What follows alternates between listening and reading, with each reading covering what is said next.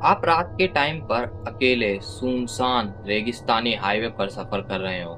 तभी आप देखें कि हाईवे के साइड में एक अजनबी बैठा हुआ है। आप उसकी मदद करने के लिए गाड़ी रोकेंगे? शायद हाँ, लेकिन सऊदी अरब के कुछ ऐसे रेगिस्तानी हाईवे हैं जहां पर अगर आपने किसी अजनबी की मदद करने के लिए अपनी गाड़ी रोकी तो शायद वो आपकी जिंदगी की सबसे बड़ी गलती हो सकती है। क्योंकि बोला जाता है कि सऊदी अरब के कुछ ऐसे हाईवे हैं जहां पर जिन्नात घूमते हैं। दोस्तों, आज की जो वीडियो है वो भी एक ऐसी ही स्टोरी पर है, जिसमें एक ट्रक ड्राइवर ने सुनसान हाईवे पर अपना ट्रक एक अजनबी की मदद के लिए रोका। जो उसके साथ हुआ उसे सुनकर आपके रोंगटे खड़े हो जाएंगे। तो आइए दोस्तों, बिना किसी देरी के वीडियो स्टार्ट करते हैं।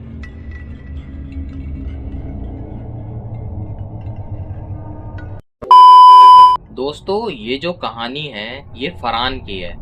फरहान जो था वो अक्सर रियाद से कासिम जाने वाले हाईवे का यूज किया करता था, क्योंकि वो जो हाईवे था वो एकदम खाली रहता था और उस हाईवे पर एकदम सन्नाटा रहता था। दूर दूर तक खाली रेगिस्तान था, ना ही वहां पर कोई इंसान था। अब जो फरहान था वो एक दिन अपने ट्रक से सामान डिलीवर करने उसी हाईवे से गुजर रहा था। उसी टाइम पर फरहान को एक अजीब सी ठंडक महसूस होती है हवा में, और फिर थोड़ी देर बाद उसको लगता है कि शायद उसके ट्रक के साथ कोई भाग रहा है। अब जो फरहान था वो अपने मिरर से पीछे देखता है तो वहां पर कोई भी नहीं होता।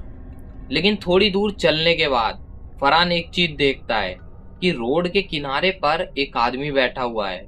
उसने अरबी कपड़े पहन रखे हैं। फिर फरहान टाइम देखता है तो रात के करीब 2 बज रहे थे।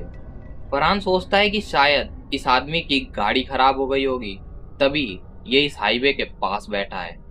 फरहान सोचता है क्यों ना अब इसकी मदद कर दी जाए। लेकिन जैसे जैसे फरहान आगे बढ़ता है तो वो एक चीज नोटिस करता है कि वहां पर तो कोई गाड़ी है ही नहीं। फिर फरहान सोचने लग जाता है कि शायद ये आदमी रास्ता भटक गया होगा और हाईवे पर मदद मांगने आ गया होगा।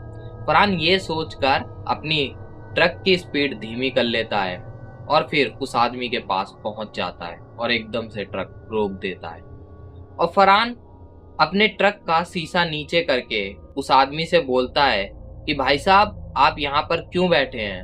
आपको क्या कोई मदद चाहिए? आप मेरे ट्रक में आ जाइए, मैं आपको आगे छोड़ दूंगा।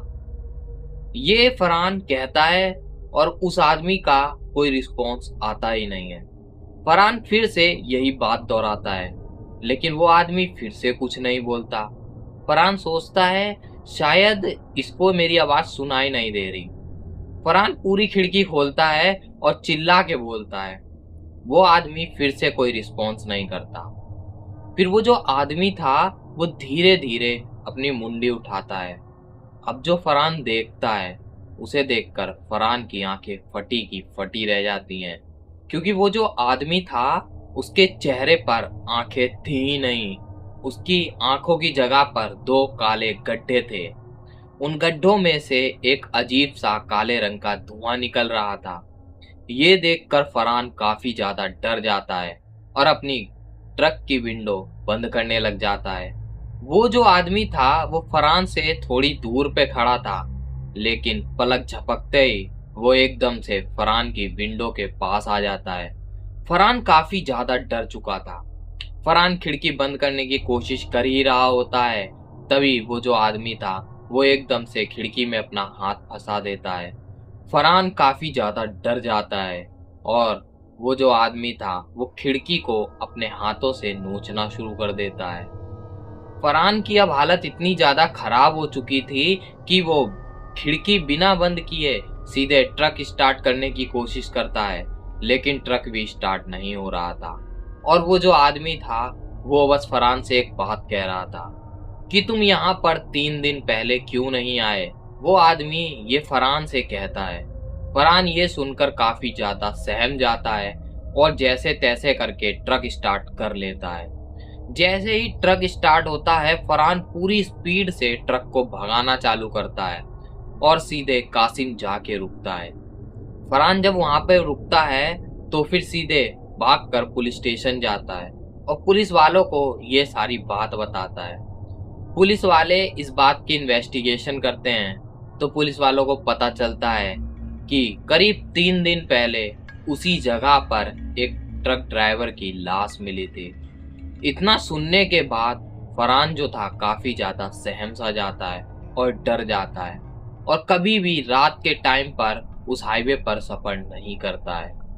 दोस्तों, ये जो कहानी है ये कोई एक अकेली कहानी नहीं है। इसी के साथ एक कहानी है सऊदी अरब की घाटी की, जिसको लोग वादी अल वेदा के नाम से जानते हैं। वहीं कुछ लोग इसे वादी अल जिन के नाम से जानते हैं। दोस्तों, यहाँ पर दो दोस्त अपनी कार से रात के टाइम पर इस घाटी से गुजर रहे होते हैं, जिनका नाम था फैजान और आकिब। ये दोनों लोग रात के टाइम पर इस घाटी से गुजर रहे थे। दूर दूर तक खाली रेगिस्तान था और चांद की रोशनी थी। वहां पर कोई इंसान था ही नहीं। लेकिन तभी उन्हें कहीं से दूर से किसी आदमी की आवाज सुनाई देती है। तो वो दोनों सोचते हैं शायद आसपास कोई मस्जिद होगी जिसकी वजह से उन लोगों को वो आवाज आई। तभी वो जो आवाज थी वो एकदम से बच्चों की आवाज में बदल जाती है और धीरे धीरे वो आवाज एकदम से डरावनी आवाज में बदल जाती है, जैसे कि कोई औरत बड़ी डरावनी आवाज में उन लोगों को बुला रही हो। अब वो जैसे तैसे करके आगे बढ़ ही रहे थे तो वो लोग सोचते हैं क्यों ना एक बार गाड़ी से उतर के यहाँ देख लिया जाए कि आखिर क्या है जो ऐसी आवाजें आ रही हैं। वो दोनों लोग अपनी गाड़ी से उतरते हैं और टॉर्च लेकर पहाड़ी पर देखते हैं। तो वो देखते हैं कि पहाड़ी पर से एक जगह से थोड़ी दूर पे से काला धुआं निकल रहा है। तो वो सोचते हैं शायद वहां पर कोई इंसान होगा जिसे मदद की जरूरत होगी। वो दोनों इतना सोचकर अपनी गाड़ी स्टार्ट करते हैं और उस काले धुएं की तरफ बढ़ने लग जाते हैं। लेकिन जैसे जैसे वो उस धुएं की तरफ बढ़ रहे थे, वो जो काला धुआं निकल रहा था वो उनसे दूर जाता जा रहा था, बस दूर जाता जा रहा था। इतना देखने के बाद वो लोग काफी देर तक उस धुएं का पीछा करते हैं, लेकिन वो वहां तक पहुंच ही नहीं पाते हैं। फिर वो दोनों लोग एकदम डर से जाते हैं, क्योंकि एकदम से उनके सामने एक साया आता है और एकदम से गायब हो जाता है। और वो जो साया था उसका जो चेहरा था वो इतना ज्यादा डरावना था जिसे देखकर उन लोगों की सांसें रुक सी गई थी। उसी टाइम पर वो दोनों लोग उस घाटी से अपनी गाड़ी मोड़ते हैं और वापस जहां से आए थे उसी साइड भागने की कोशिश करते हैं। लेकिन अब वो उस घाटी में एकदम खो चुके थे। वो उस घाटी से बाहर ही नहीं निकल पा रहे थे। उनको करीब 3 से 4 घंटे लग चुके थे उस घाटी में बस घूमते घूमते। उन लोगों को रास्ता मिल ही नहीं रहा था। जब वो लोग उस घाटी से बाहर निकले तो उन लोगों ने अपने आसपास के लोगों को बताया कि वो कल वादी अल जिन की घाटी में फंस गए थे। तो लोगों ने उनसे बोला कि रात के टाइम पर कभी भी उस घाटी के आसपास भी मत गुजरना, क्योंकि वो जो घाटी है वहां पर जिनों का वास है और अगर तुम एक बार उन जिनों के चुंगल में फंस गए तो वो तुम्हें मार देंगे। इतना सुनकर वो लोग काफी ज्यादा डर गए। उसके बाद से कभी भी उस घाटी की तरफ नहीं गए। दोस्तों, सऊदी अरब में ऐसी बहुत सी जगहें हैं जहां पर जिन्नात रहते हैं। लोग इस बात का दावा भी करते हैं और यहाँ की कई ऐसी हॉरर स्टोरियां भी फेमस हैं। दोस्तों, आपको क्या लगता है हमें कमेंट में जरूर बताएं। और अगर आप कभी सऊदी अरब जाएंगे तो क्या आप इन जगहों पर जाना चाहेंगे? हमें कमेंट में ये भी जरूर बताएं और हमारे चैनल को भी इसी बात पे सब्सक्राइब जरूर करें। तो इसी के साथ आपसे मिलते हैं नेक्स्ट वीडियो में।